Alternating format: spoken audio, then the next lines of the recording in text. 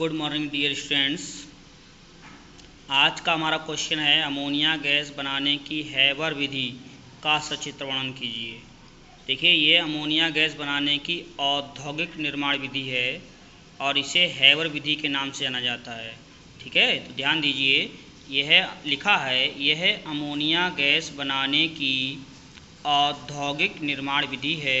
इस विधि में नाइट्रोजन और हाइड्रोजन गैस के 1:3 मिश्रण को, ध्यान दिए अनुपात विशेष तौर पर नाइट्रोजन और हाइड्रोजन है, इसलिए 1:3 मिश्रण को 200 वायुमंडलीय दाब पर संपीड़ित कर 500 डिग्री सेंटीग्रेड पर गर्म Fe और MO की जाली में से गुजारते हैं, जिससे बनी अमोनिया गैस को द्रव अवस्था में एकत्र कर लिया जाता है। अब क्रिया पर विशेष रूप से ध्यान दीजिए।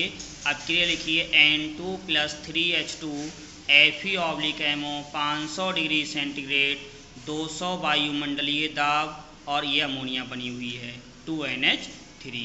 ठीक है, इसमें ध्यान दीजिए नाइट्रोजन और हाइड्रोजन का अनुपात 1:3 होता है। नाइट्रोजन और हाइड्रोजन का अनुपात 1:3। Fe इसमें उत्प्रेरक है और MO यानी मॉलिब्डेनम ये उत्प्रेरक वर्धक का कार्य करता है। किसका काम करता है?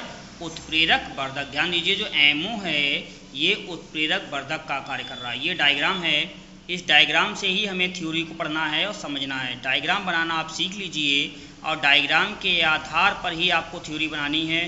ध्यान दीजिए, देखिए सबसे शुरुआत में N2 और H2 लिखे हुए हैं, तो N2 और H2 के मिश्रण देखो लिखा है 1:3 यानी 1:3 अनुपात में 200 वायुमंडलीय दाब पर क्या किया हमने? संपीड़क लगाया है, संपीड़क में दबाया है और दबाने के पश्चात उत्प्रेरक कक्ष में भेजा है, और जहाँ पर Fe और MO की जाली लगी है जिसका टेम्परेचर 500 डिग्री सेंटीग्रेड है।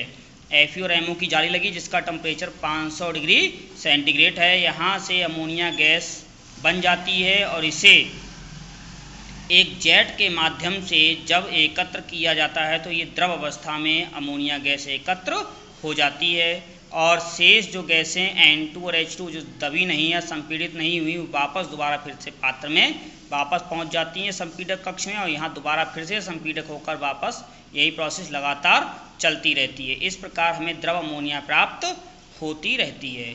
ठीक है, ये अमोनिया गैस बनाने की औद्योगिक निर्माण विधि है, इसका नाम है हैबर विधि। एक और विधि है अमोनिया गैस के औद्योगिक निर्माण की, वो है कैल्शियम कार्बाइड से। कैल्शियम कार्बाइड से ये भी अमोनिया गैस बनाने की एक विधि है, इसको भी ध्यान दीजिएगा। ये भी औद्योगिक निर्माण विधि है। इसमें क्या होता है? इसमें कैल्शियम कार्बाइड से अमोनिया गैस बनाई जाती है और इसे साइनेमाइड प्रोसेस यानी साइनेमाइड विधि भी कहते हैं। इस विधि में होता क्या है?